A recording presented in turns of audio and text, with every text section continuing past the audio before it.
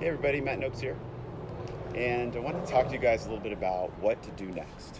This is a crazy time of year. I know it's a bummer that everybody's hunkered down, and I guess that's a good thing. But everybody's, schools, in most parts of the country, schools out, and people are working from home. And so the question is, what do we do now?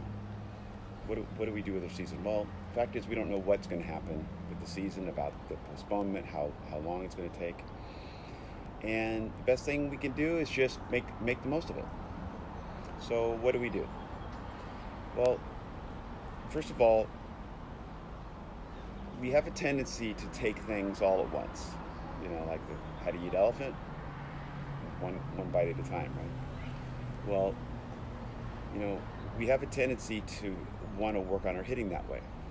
We want to verify how we do, and it's not easy. Hey, I admit, it's playing.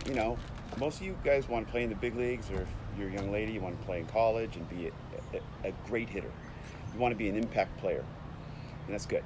That's what we want for you. It takes a lot of work, a lot of focus, a lot of training, and it's not easy. So when I talk about players, what they got to do to play in the big leagues,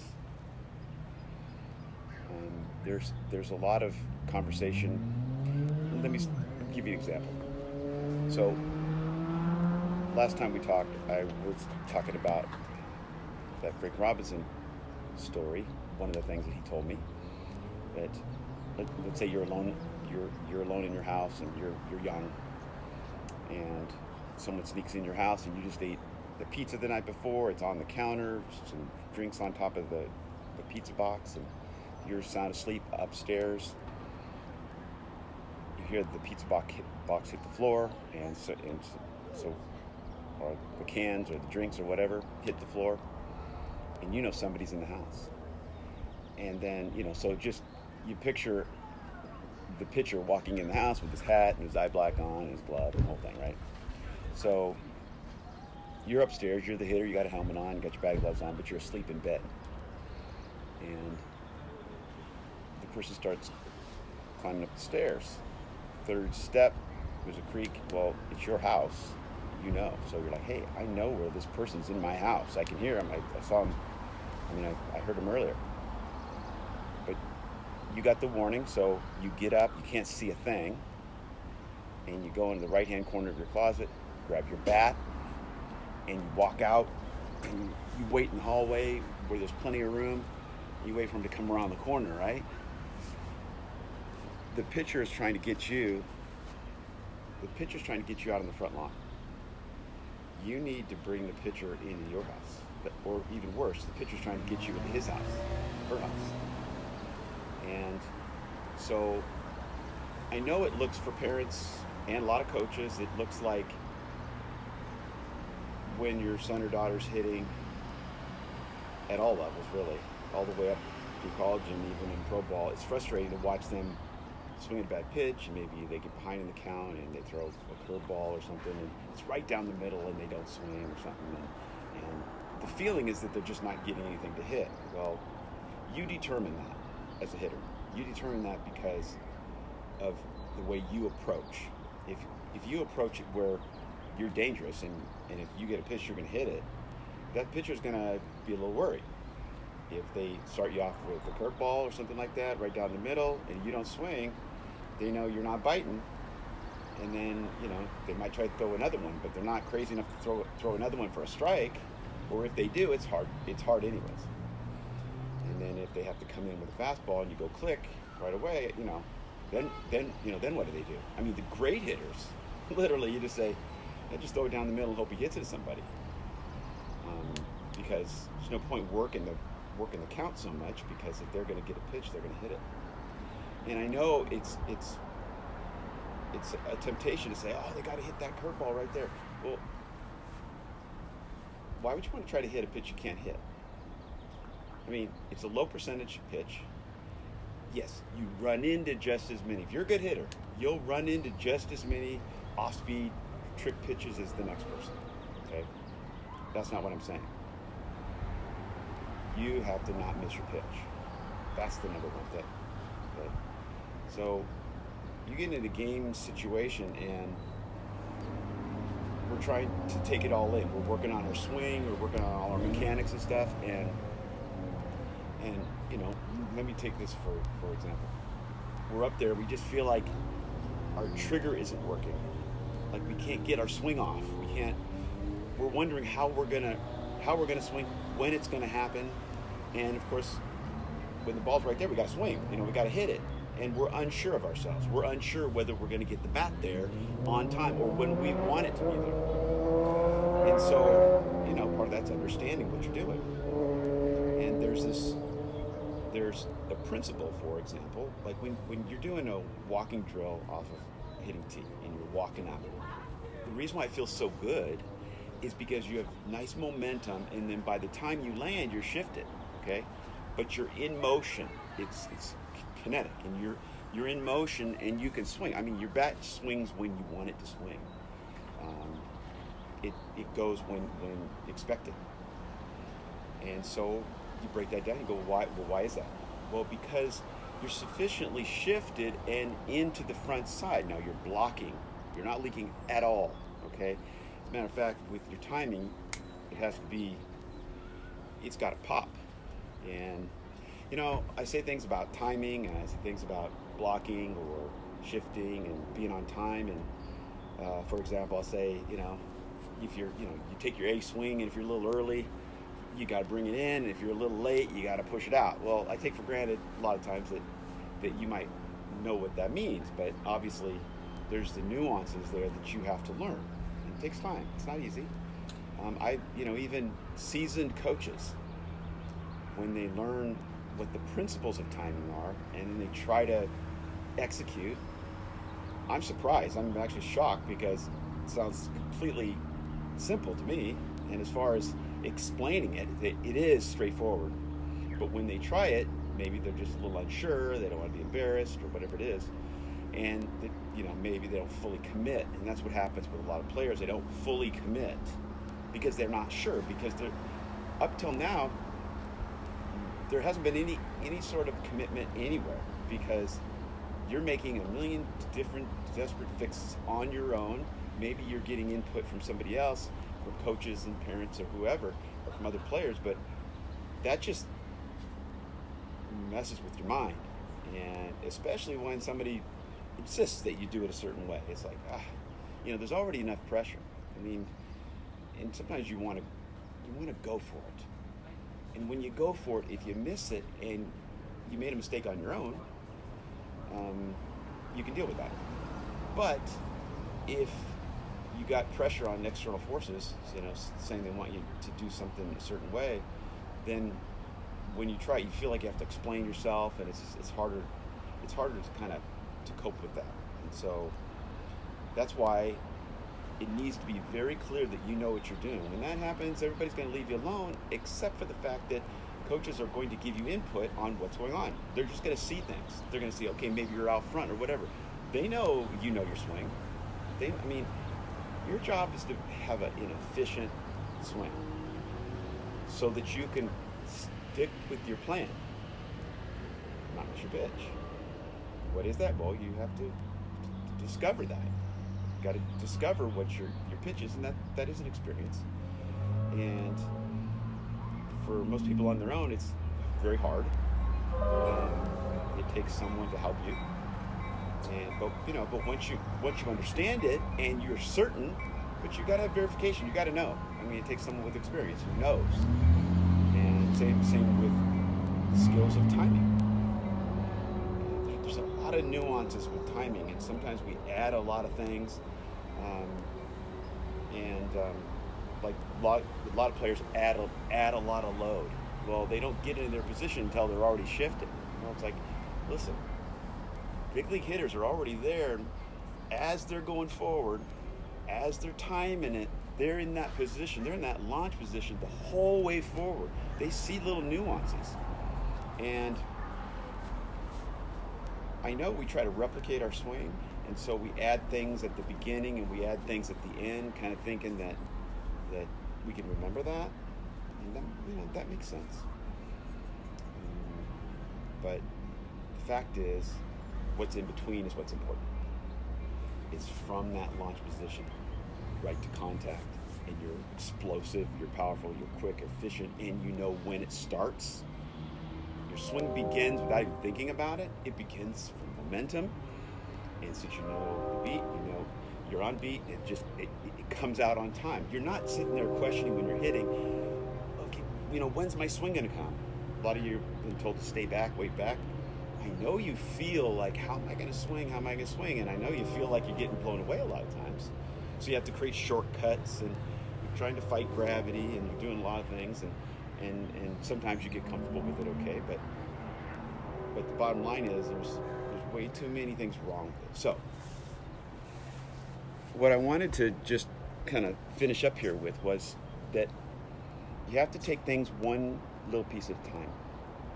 And so what I do with my players, I just take a couple things. There's always a lot to work on, but they've been taken through all the steps, from staying on the ball, from lever alignment, to what you do with your head.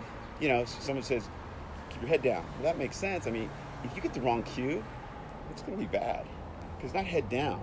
I mean, we don't swing up here. It's head here. It's head across. Your chin's up, Little things like that. If you get information that's off, you're in trouble. But you hear it all the time. It gets sloppy. And then those verbal cues end up leading you to doing things that you really shouldn't be doing. So you need to take this one little piece at a time. But in order to do that, you need to be going through it really systematically, so that you can take one piece at a time and then get through it.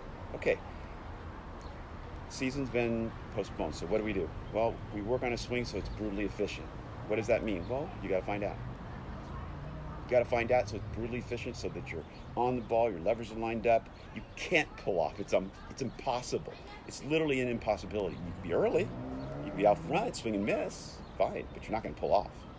Well, you got to know how to do that, so that you can experience the fundamentals of timing. Look through the timing lens. Be so efficient. Know what your plan is.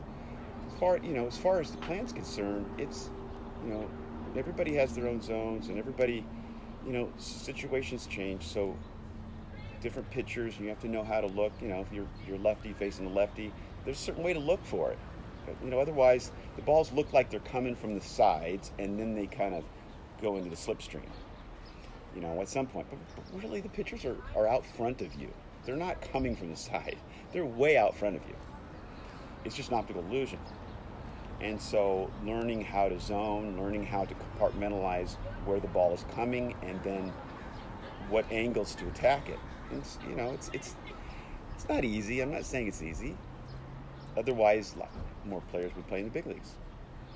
And when you get to the big leagues, there's a certain respect that that the guys around you, you know that they figured those little things out. And if you haven't, well, you're not going to play with those guys. But so you get your timing, you get your, how do you go out and get a ball? How do you do that? How do you get into your legs without getting out front, without lunging? How do you keep your legs at the same height? So if I'm into my legs, how do I do that and shift my weight?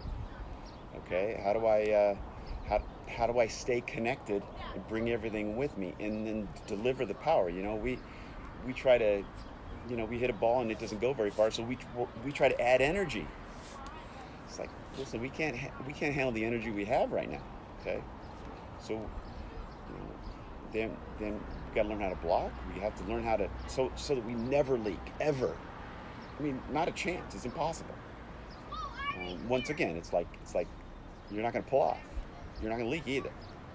You may be early, you may be late, but you're not going to leak. And sometimes it's easy to take that for granted for me, that just to know how to do it. But there are little nuances that you have to learn, that you have to experience. I mean, it can be explained very simple. Then, going out and getting a ball, that's, you got to have a range, how to hit an inside pitch, how to be ready for your bat, what do you do in your pregame? All these things are little pieces, little bite-sized pieces. And you have to go through each one of those. We tend to want to do it all at once. We tend to want to do it all at once while we're having to hit a ball. I mean, here we are, we're trying to hit the thing, and we're trying to remember all this thing that we're doing, okay? That's why what a big leaguer does is they rehearse. And they rehearse, not when you're going bad. You can't just wait till you're going bad. You need to rehearse when things are going good, or when you haven't been playing yet. You need to learn how to get ready so that when times get tough, when you get in stressful situations, we don't rise to the occasion. It just doesn't work like that. You don't, I mean, sometimes you get lucky, but we tend to fall to the level of our training, okay? We don't rise to the occasion, we fall to the level of our training. You guys have heard about that, like the Navy SEALs, Creed or whatever, but it's true. I mean, you're gonna fall to the level of your training. The swing is pretty simple, but we make it complicated because we're trying to hit the ball. So this is an opportunity to take every part of your swing, and like I said, I've seen coaches that you explain it very simple. Look, every part of your swing, you should be able to learn it in 5 minutes. Every little component. You take it all together and you're never going to learn it. It's just never going to, it's never going to feel right. You're going to say, oh, I feel it's, you hear players all the time, they go, oh, I got it. And they're in the cage and they walk out of the cage and then they go down the batting cage where someone's throwing them live and then they lose it. And then maybe they find it for a couple of pitches and then they lose it again. It's just, I don't care how long you play, that's going to happen forever. But, I've played with players that, they're just unbelievable. Derek Evans, if you're there, his father, Darrell Evans, he was a mentor to me. We played together. And hopefully I'll have him on the show.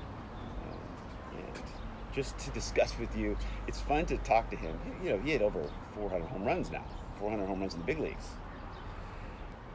He could hit. I never saw him going through times where he's lost. I never saw it. He wasn't lost. It was too simple. You get blown away, or you're out front, or you get fooled. You look dumb sometimes, sure. But not for trying. I mean, you're going to go out and try to hit every ball.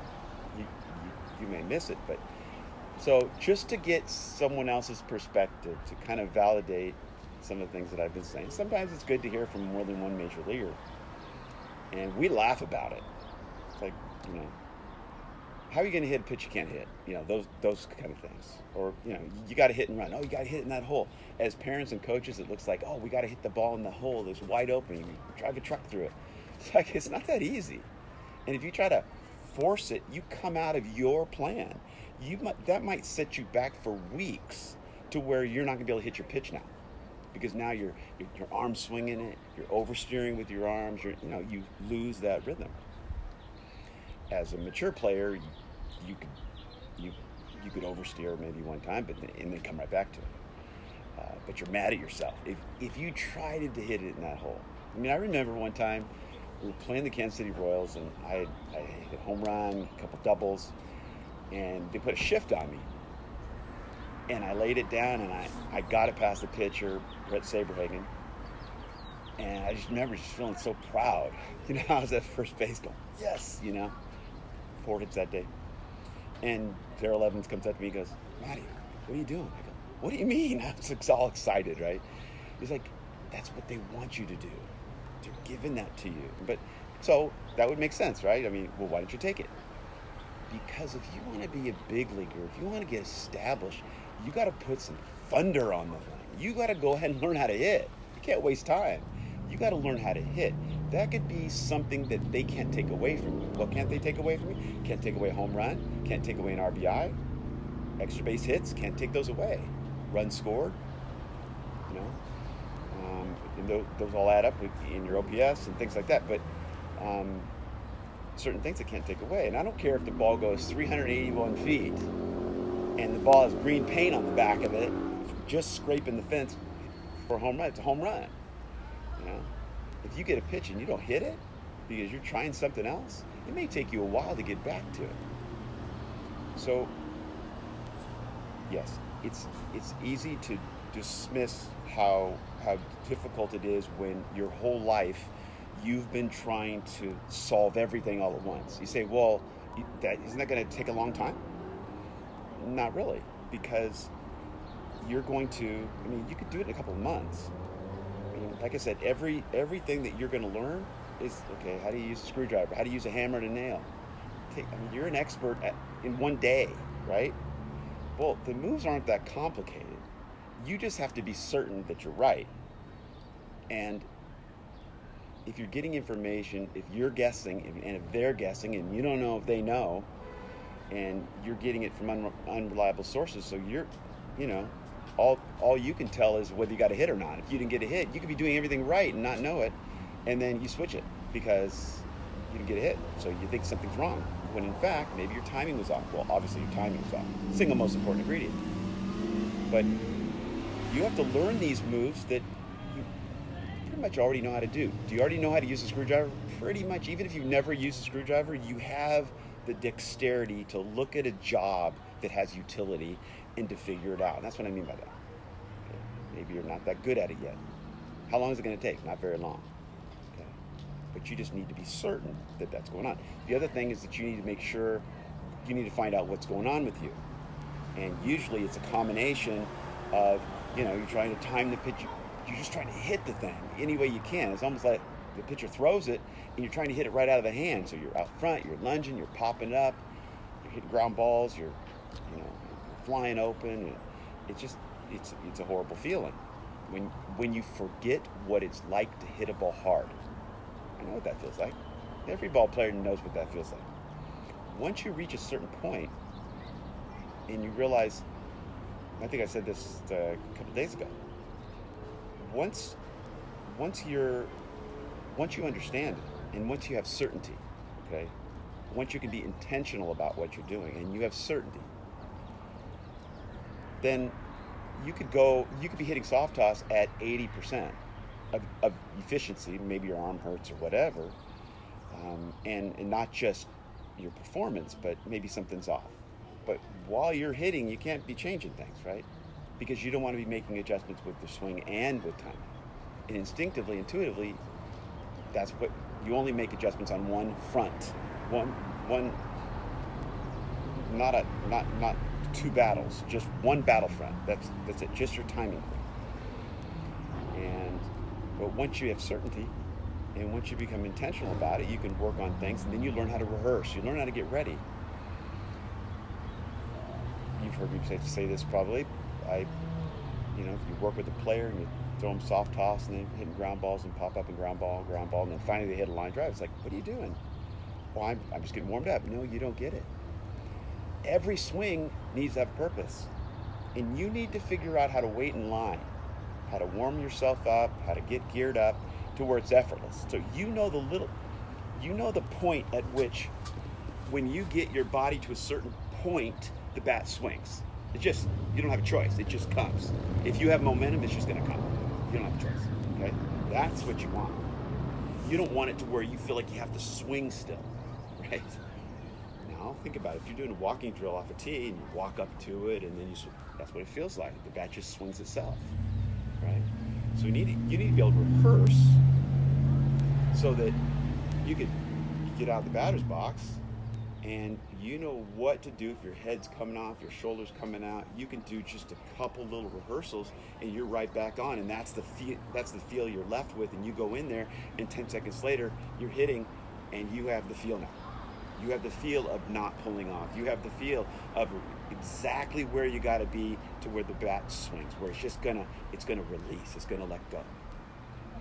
And one of my mentors, Carol Evans, like I said, I never saw him tinkering too much, or Don Mattingly, these great hitters, Wade Boggs, guys I played with. You never saw. They were at another level, and we didn't do lots of talking, but you saw what other players were doing. Occasionally we asked each other what they do and what's going on, but unfortunate. I always wish there was someone like myself who'd been doing this for over 20 years and who'd explained it, who could explain it in such detail that I could be intentional, and then I could completely put my mechanics behind, completely put the plan behind, so it's just all timing, and whether you're early, who cares, whether you're late, who cares, you can just make the adjustment.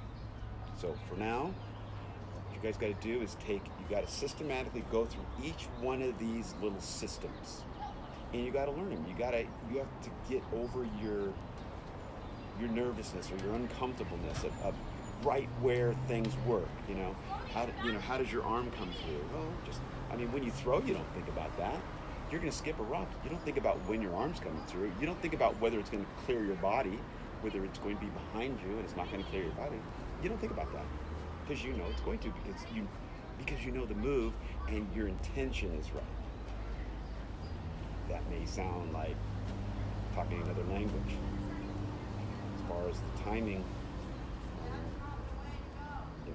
like I said, I'll talk to coaches that explain it exactly what they got to work on, and they understand it. It's just they're not doing it, and they're not practicing because they try it once or twice. Well, you have to do it more than that, and you have to work out the bugs that you have. So you need to take every system that you need to work on, and you need to get it broke down. So here's the action plan. I'd like as many of you as you want, and I'll take a few hitters, and spread them out. Send me your recent live at bat. I know you're not playing right now, but just one of your game at bats, even one that you hit a home run. Whatever, I don't care, because I can see the things that you need to work on from that, and then show yourself show me you hitting off a tee and or hitting soft toss or anything like that. Just you training yourself. And so I'll do a 20-minute, maybe even 30-minute, step by step, and show everybody what it is. That I won't name names or anything like that. So this is the perfect time because there's no pressure. Hey, you're at home. You're home. You want to work on stuff. You don't know when the season's going to get started again. And it's time to go. So, take one system at a time, work it out, and you'll be a lot better for it. All right. So use this time wisely. All right. Take care, and thanks for coming here. The Major League Plan. Everything else is amateur hour.